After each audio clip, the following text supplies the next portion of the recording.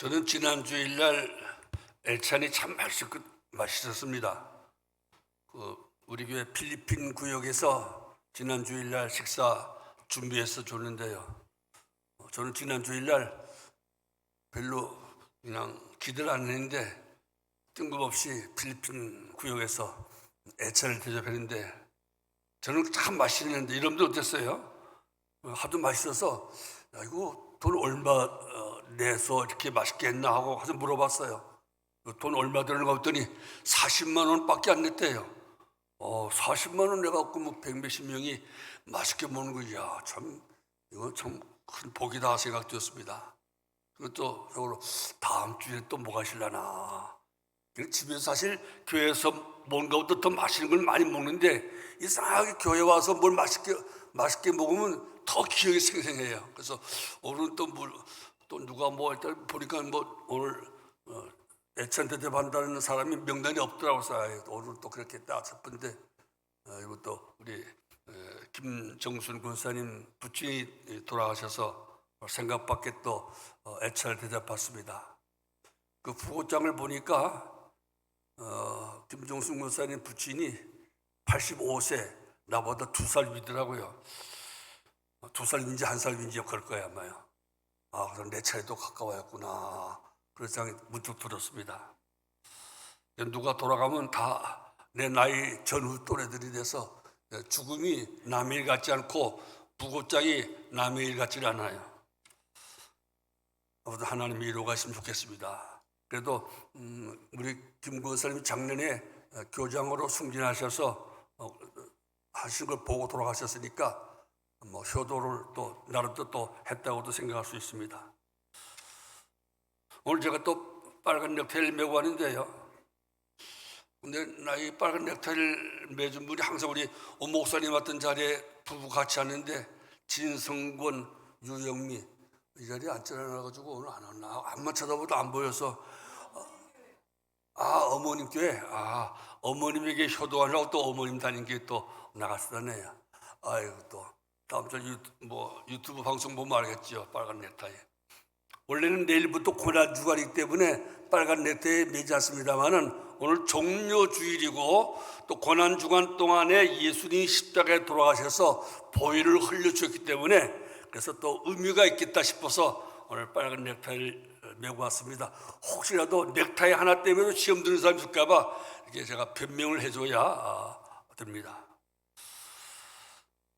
오늘은 종려주일이라고 합니다. 종려란 말은 야자수, 영어로는 팜이라고 하죠. 팜 비치 할 때 팜. 이스라엘은 종려가 많습니다.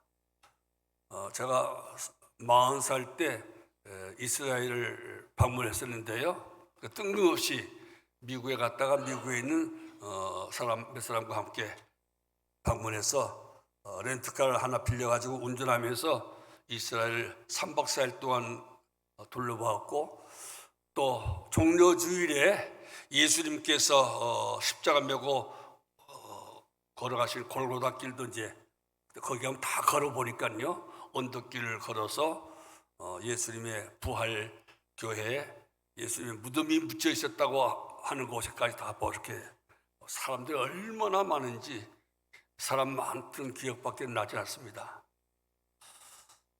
그래서 오늘 종려주일입니다.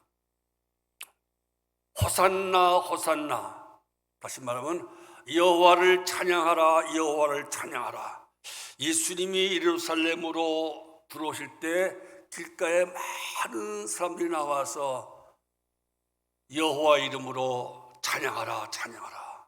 그 찬양하는 사람이 수도 없이 많았습니다. 그들이 호산나 호산나 하며 노래하고 찬양한 것은 예수님께서 무언가 해주시지 않을까. 예수님을 구주라고 하는 사람도 많고 예수님이 기적을 행한다는 사람도 많고 예수님에게서 병고침 당했다는 말도 많고 귀신을 쫓아냈다는 말도 많이 들었는데 이 예수가 이렇게 예루살렘에 오는데 뭔가 있을 것 같다. 기대 가득 찼어요.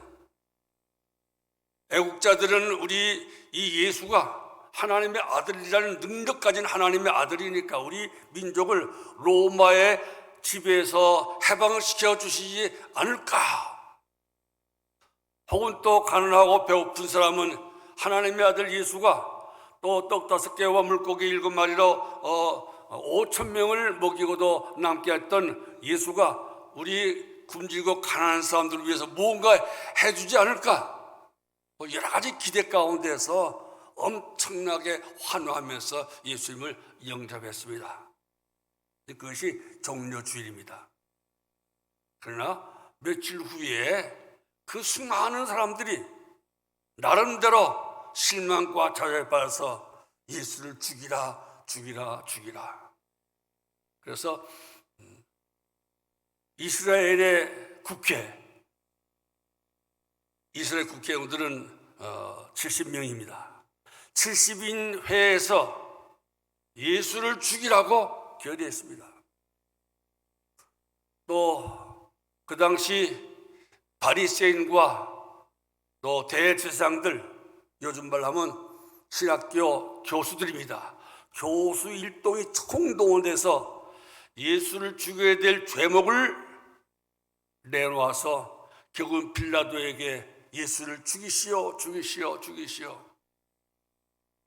소리쳐서 마침내 빌라도가 할 수 없이 예수님에게 사형 선고를 내렸습니다. 요즘 말하면 탄핵 선고를 내렸습니다.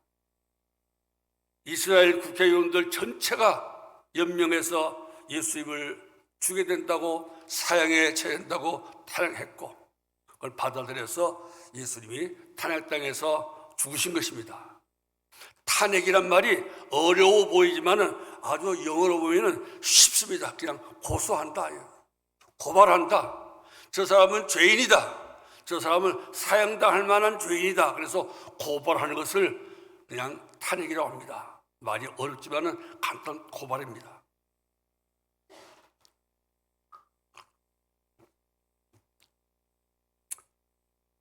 하나님의 아들 우리의 구세주가 사실은 고발당해서 사형 선고를 받으시고 온갖 곤욕을 당하시고 십자가에 죽으셨습니다.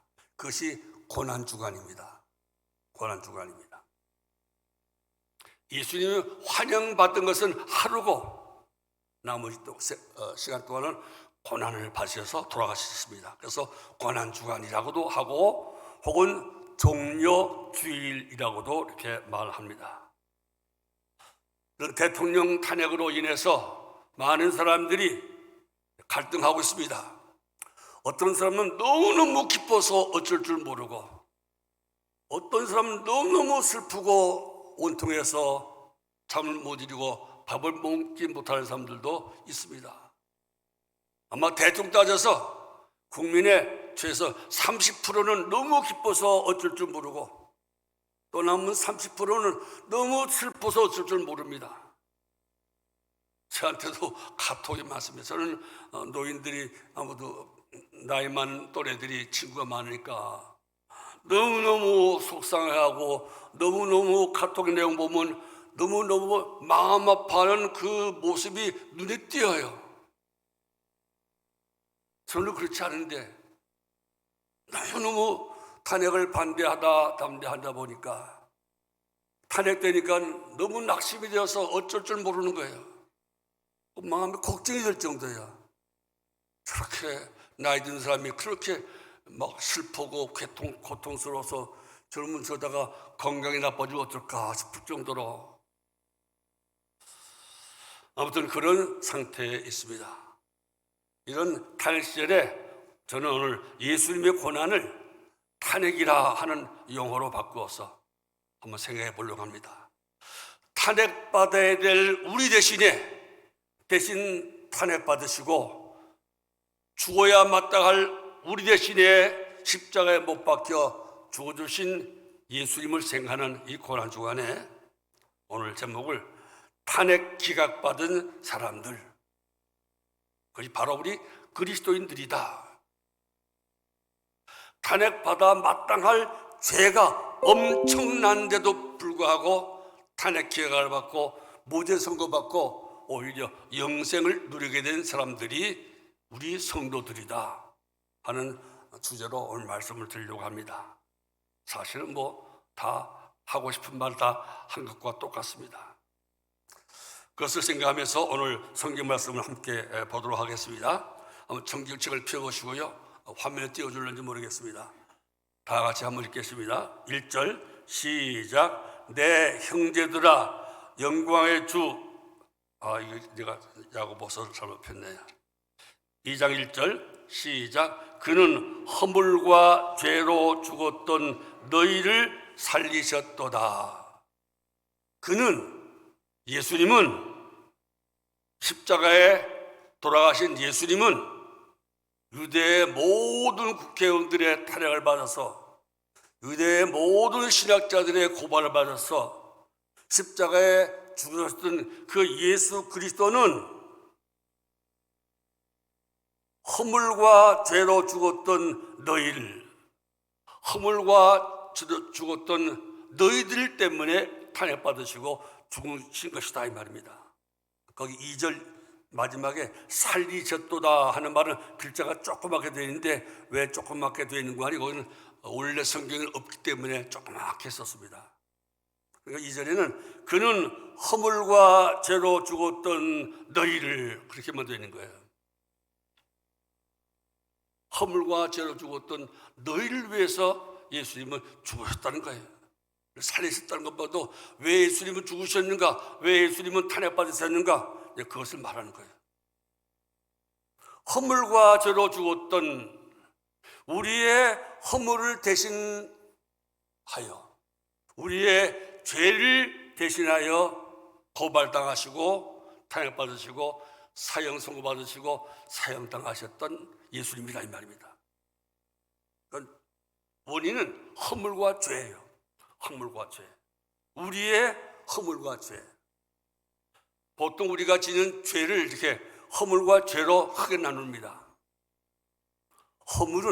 허물이란 단어는, 허물이란 그리스 말로 하면은,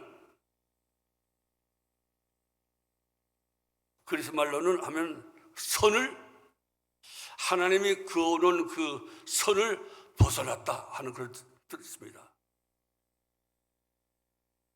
허물이란 말은 하나님께서 정해놓은 목표를 맞추지 못했다. 다 똑같이 죄를 가르치는 말이지만은 조금 분별하면 그냥 허물은 하나님이 정해놓으신 그 선, 경계선을 벗어나는 것. 하나님이 천지 만물을 창조하신 다음에 아담과 하와에게 이 동산에 있는 모든 나무 열매는 다 먹어도 괜찮다. 그러나 이 선악을 알게 하는 나무는 따먹지 말아라 하고, 선악을 알게 하는 나무는 거기 다가가서 따먹지 말라고 그랬는데 거기 들어가서 열매를 따먹은 것.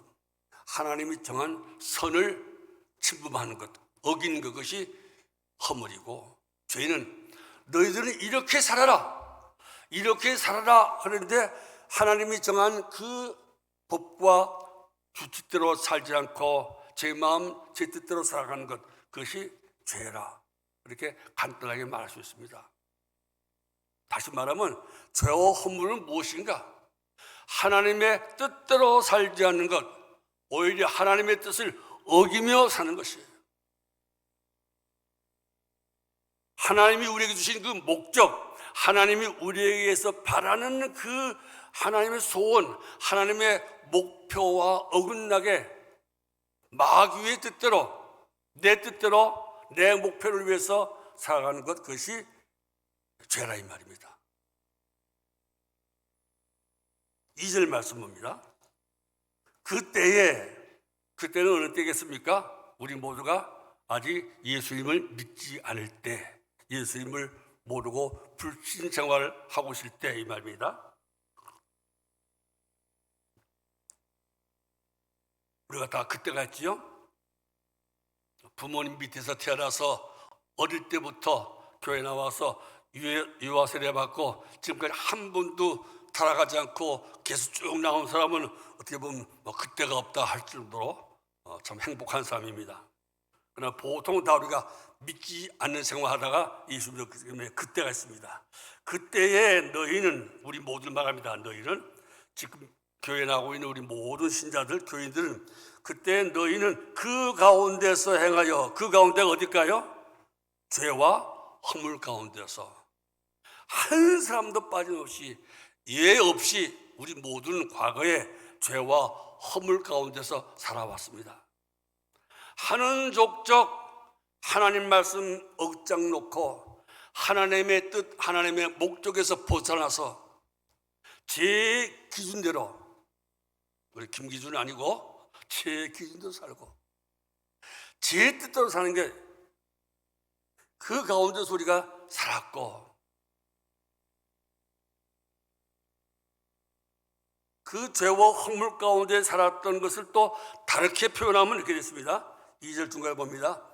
이 세상 풍조를 따르고 공중 권세 잡은 자를 따랐으니, 죄와 허물 가운데서 살아가는 것, 그 또 다르게 또 해석하면은 세상 풍조를 따르는 것이고, 세상 풍조를 따르는 것은 또 다른 말로 표현하면 공중 권세 잡은 자를 따르는 거예요. 세상 풍조, 세상 풍조는 영어성에 보면 way 혹은 코스, 어떤 길로 가는가, 너 어떤 코스로 부산까지 갈래? 부산 가도 코스가 다 여러 가지 있지 않습니까? 자기만의 길이 있고 자기만의 코스가 있어요.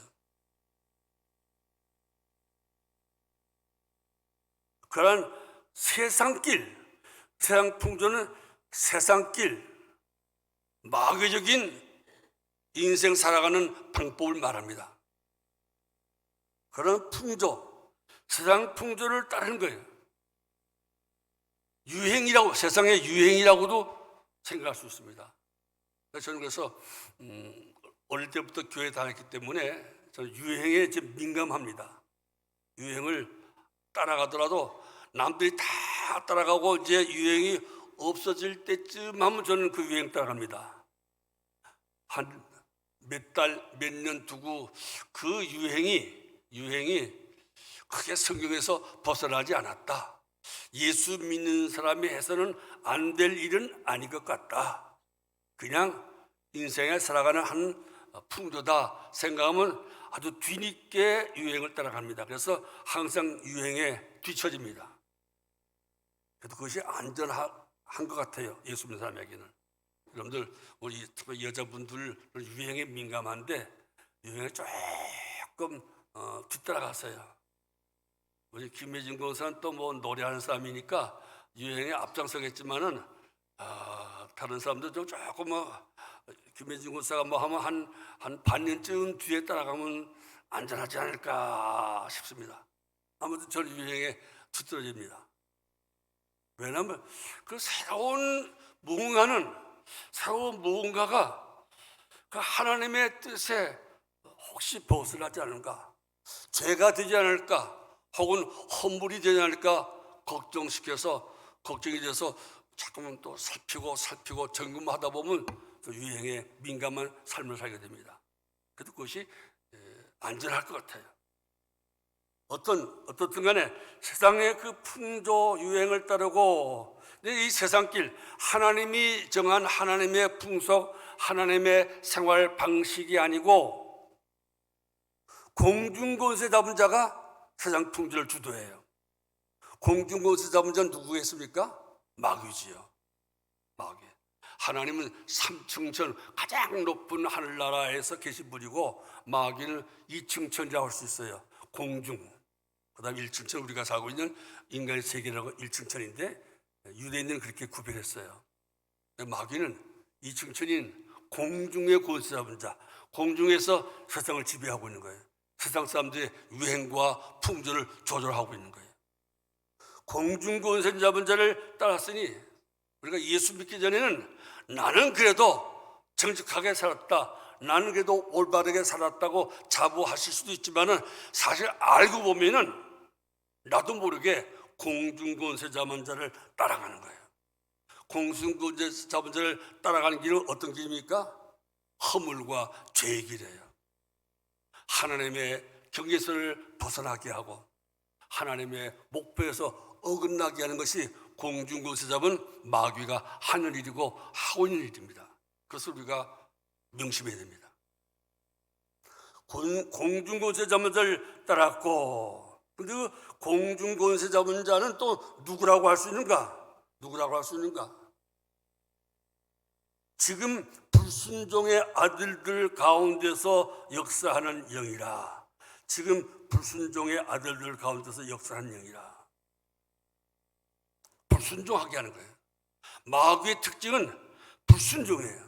마귀가 활동한 그 결과에 오는 건 뭐가 하면 불순종이에요. 어떤 종류의 불순종이든지 간에 마귀의 뒤끝은 불순종입니다.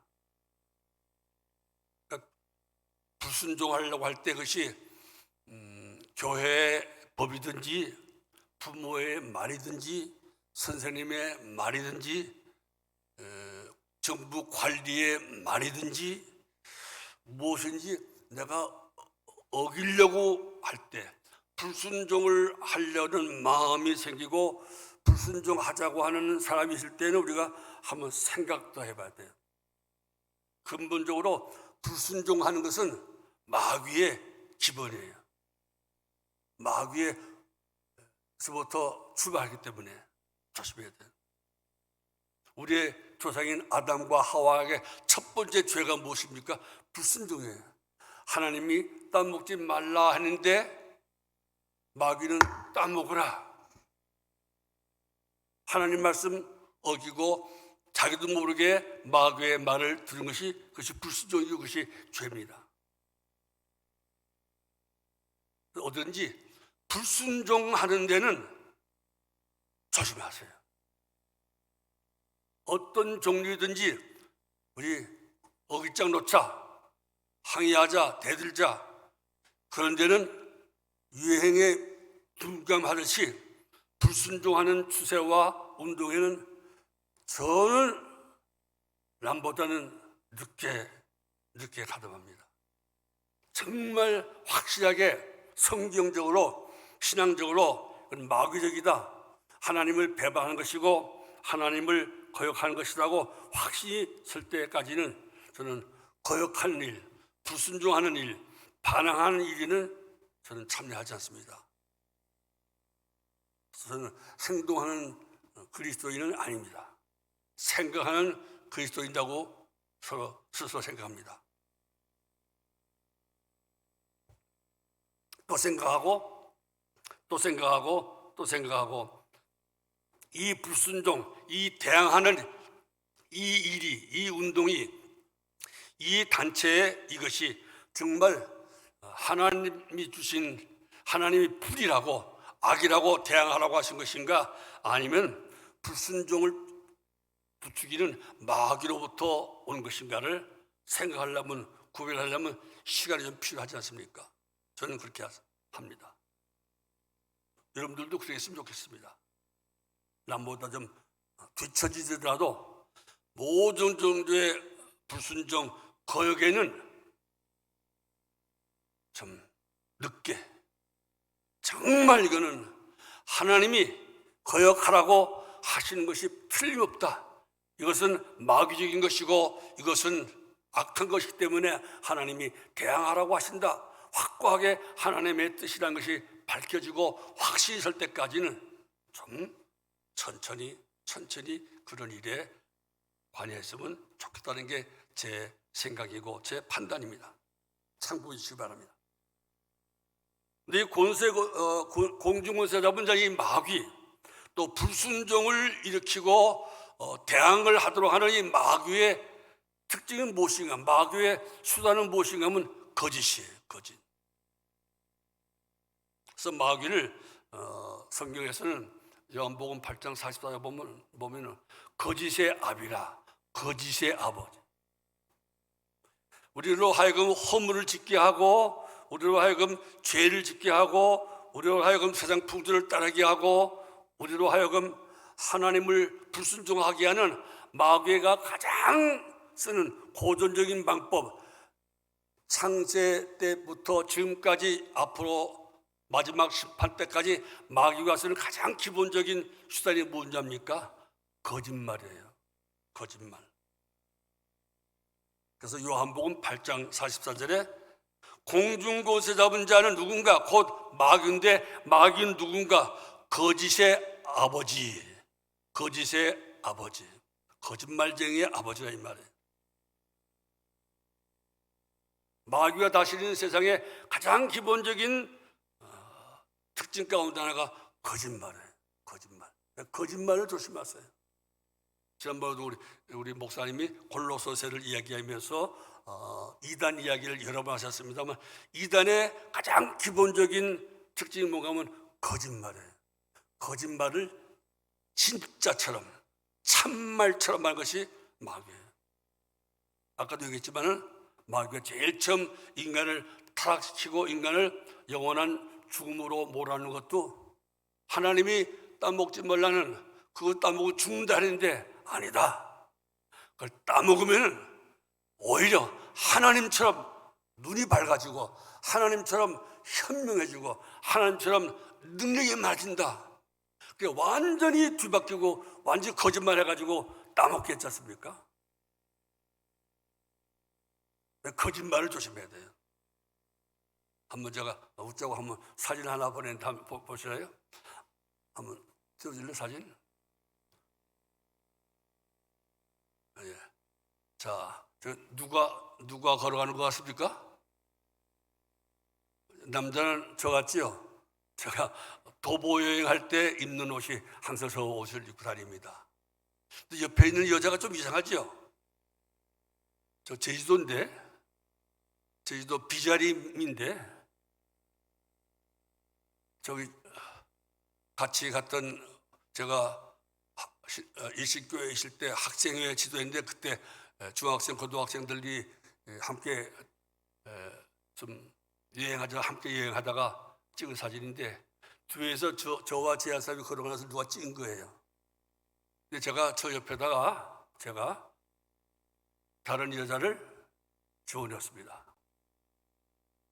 80 넘은 저도 요즘은요 카메라가 스마트폰 카메라 너무나 똑똑해가지고 저 같은 늙은이도 아주 쉽게 손가락만 몇 번 이렇게 움직이면은 제 옆에 이렇게 키는 우리 안 사람만 하지만 분명히 노란머리 여자를 집어넣을 수가 있어요. 자, 저 사진을 누가 다른 사람이 우리 교회 카톡에 올리든지 우리 단톡방에 올려가지고 와 대박이다. 우리 올리고는 목사님이 제주도 도보여행 가셨다는데 세상에나 대박. 내가 정말 친한 친구가 그날 그때 똑같이 비자림에 여행 가셨는데 목사님이 세상에나 저자하고 팔짱을 찍고 하는 것을 보고 사진 찍었대. 나하고 친한 목사님이라 그 친구도 목사님을 잘 알아. 그 친구가 지금 진짜야. 절수가 대박 자고 카톡 뿌리고 막 그러면 어떻게 될까요? 처음에는 에이 설마 처음에 에이 거짓말이지 누가 그러는 거 지어냈어 설마 하다가 좀 있다가 설마 그러다 좀 있으면 또 자꾸만 그러면 혹시 그러다가 또 보면 그럴 수도 있겠네 그러다가 맞네 그러면 난 망하는 거야 이제. 그걸 또 해명하려고 뭐 방송국에 광고 내려면 돈이 수천만 들 것이고 신문에 광고 내려면 또 수백만 들 것이고 어떻게 하겠어요?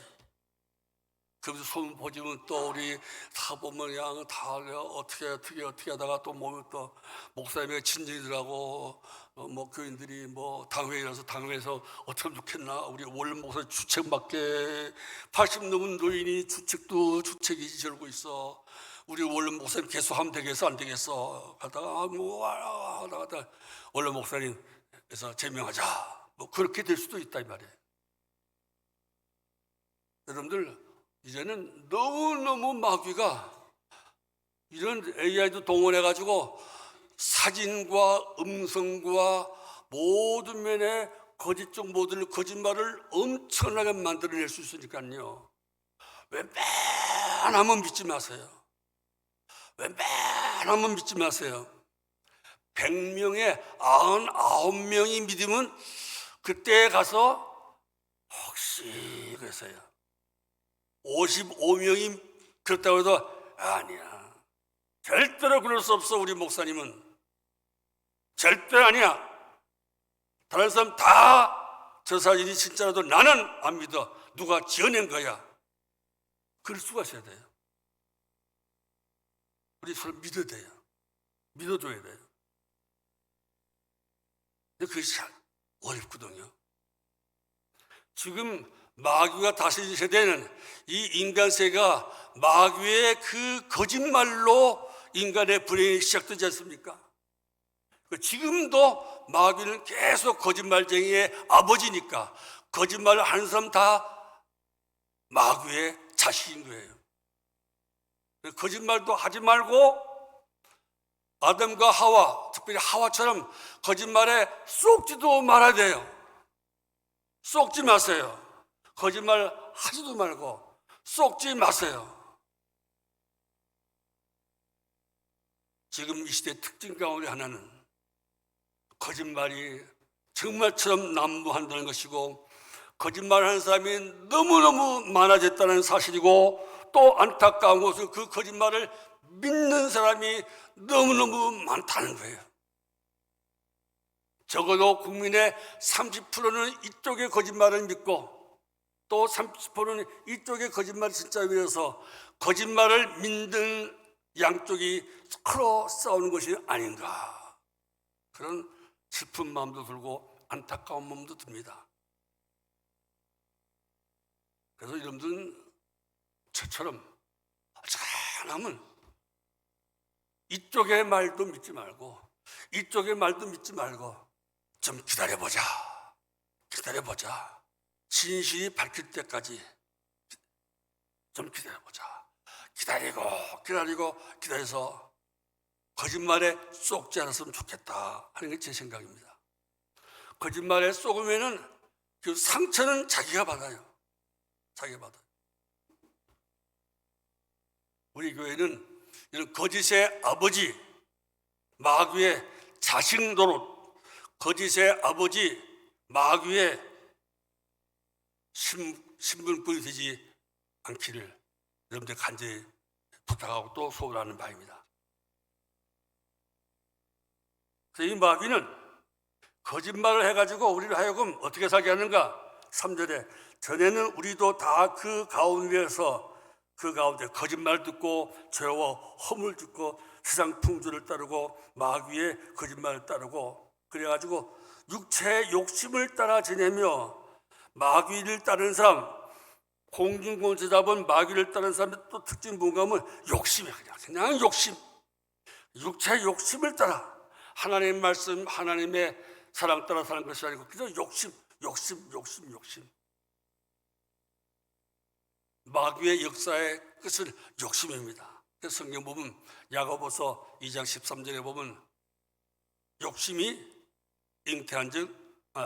욕심이 장성한 즉 죄를 낳고 죄가 사망을 낳느니라. 욕심. 하와가 마귀에게 쏜 것도 욕심 때문에 쏘았어요. 욕심 때문에 쏘았습니다. 마귀에게 잘 쏘는 사람의 특징은 욕심이 강하다는 거예요. 욕심이 강한 사람이 잘 쏘습니다. 욕심이 많은 사람이 사기를 잘 당합니다. 저는 평생에 사기는 딱 한 번 당해봤어요.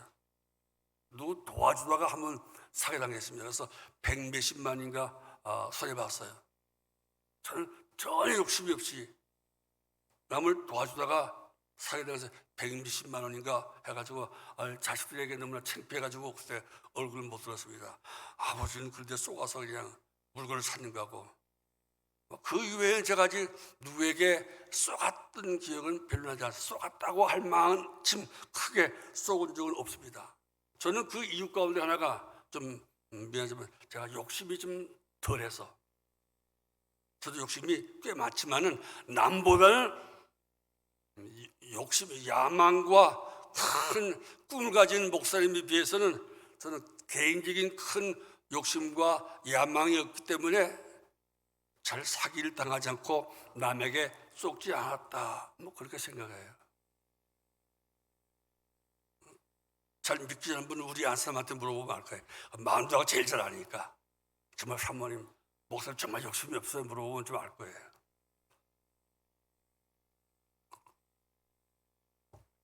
명예욕이 강하든지 물질욕이 강하든지 무엇인가 욕심이 강하면 잘 속아요. 마귀는 그것을 알기 때문에 계속 우리 욕심을 자극해가지고 여러 종류의 욕심을 자극해서 우리에게 거짓말합니다. 그래서 쏘는 거예요. 우리 나이 많으신 고사님들 옛날에는 나이 많은 분들 제일 가기 좋은 데가 물건 판데 뭐죠? 막 노래하면서 뭐 물건 막 선전하는데 우리 옛날 우리 마달본 고사님과 몇몇 고사님은 거기 그저 아침에 식사하시면 거기 가셔서 계속 구경하시고 거기 하면 뭐 그냥 할머니 할아버지 좋은 노래도 불러주고 춤도 춰주고 뭐 선물도 주고 한 마음에 그냥 백몇십만 침대 그냥 물침대 사고 뭐 전자침대 사고 그러니까 돈을 억수로 갖다가 바쳐가지고 제발 그러지 말라고 했는데도 나이 많은 분들은 거기 가야 위로받거든요. 거기 가야 할머니 할아버지를 위로하고 기쁘게 해주는 것은 그것밖에 없으니까 그걸로 가는 거예요.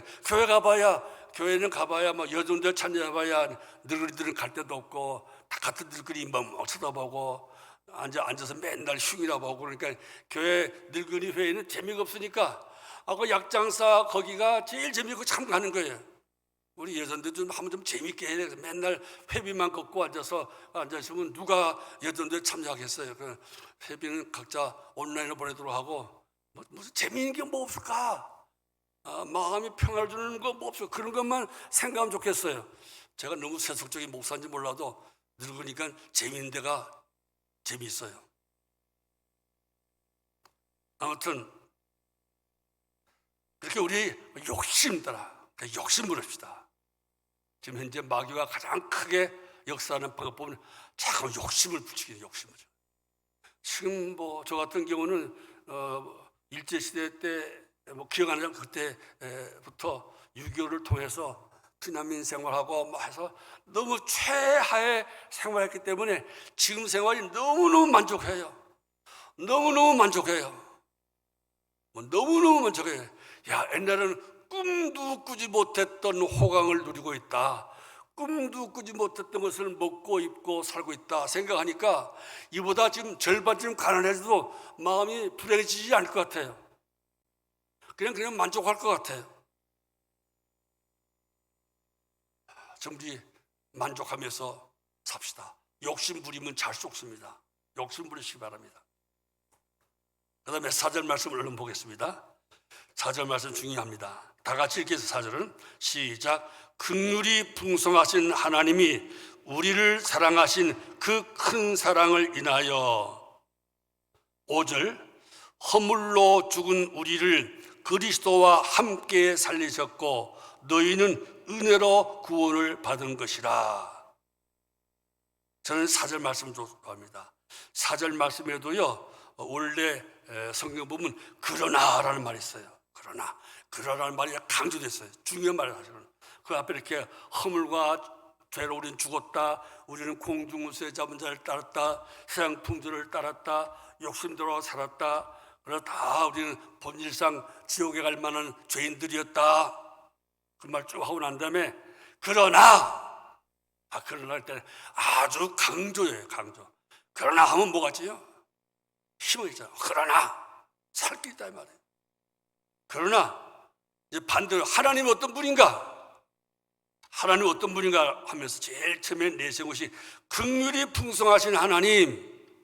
긍휼, 다른 성경은 자비라고도 되어 있습니다. 영어 성경은 멀시라고 되어 있는데 긍휼은 남을 불쌍히 여기는 마음으로 불쌍히 여기고 뭐 도와주고 싶은 마음, 감정적으로는 불쌍하다 한 동정심을 가지고 의지적으로는 뭔가 내가 도와줄 게 뭐 없나 하는 그런 마음이 긍휼이에요. 긍휼.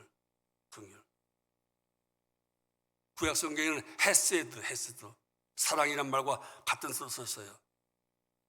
제가 기도할 때 제일 많이 쓰는 단어가 긍휼입니다. 여러분 모두 우리가 기도할 때는 길게 기도할 힘이 안 나고 그런 뭐 마음이 안 들 때가 있잖아요. 야, 이것저것. 제가 그때 늘 하는 기도가 제일 간단하면서 주여, 할 수 없는 죄인입니다. 긍휼히 여겨 주시옵소서. 주여, 긍휼히 여겨 주시옵소서. 긍휼히 여겨 주시옵소서. 긍휼히 여기다는 말을 10번, 100번, 어떨 때 수백 번 그 다른 말 계속 할 때가 있습니다.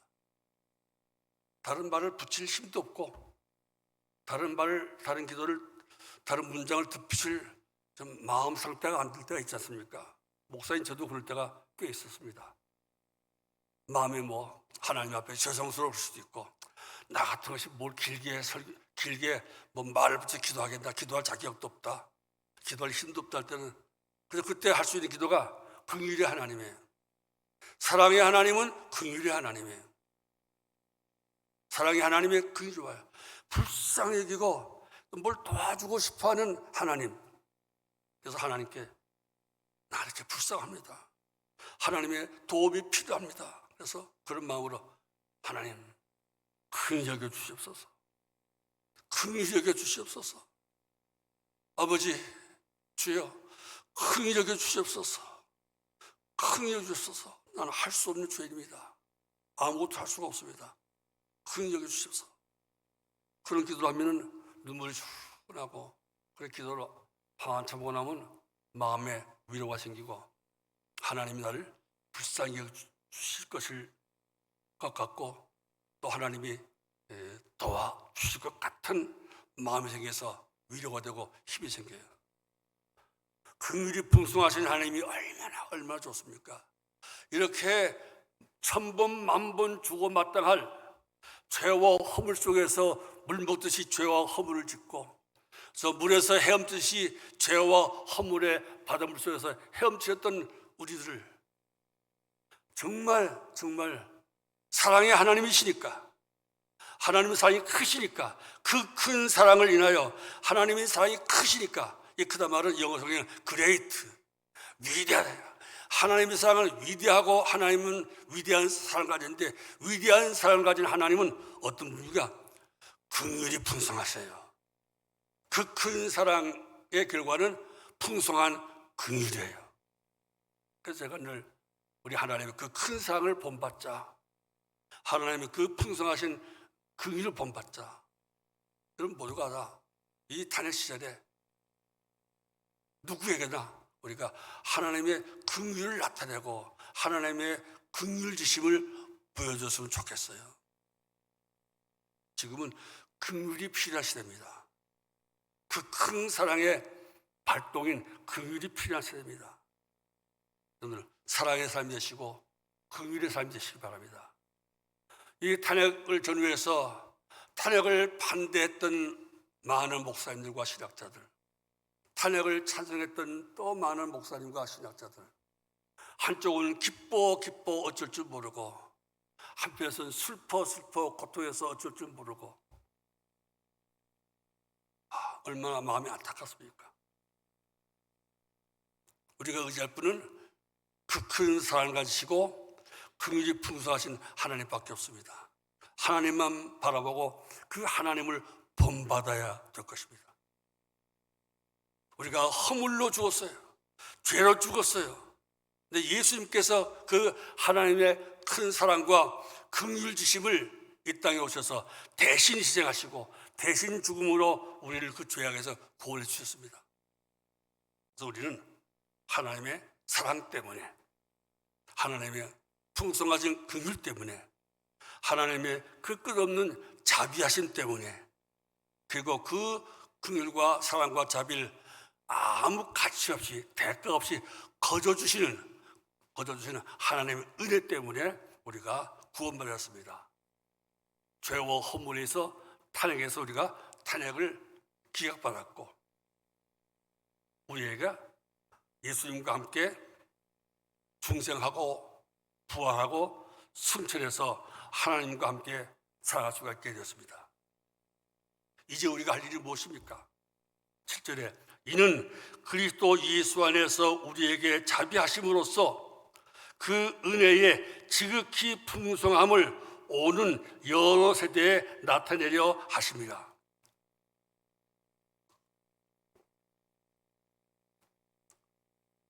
8절 너희는 그 은혜에 의하여 믿음으로 말미암아 구원을 받았으니 이것은 너희에게서 난 것이 아니요 하나님의 선물이라.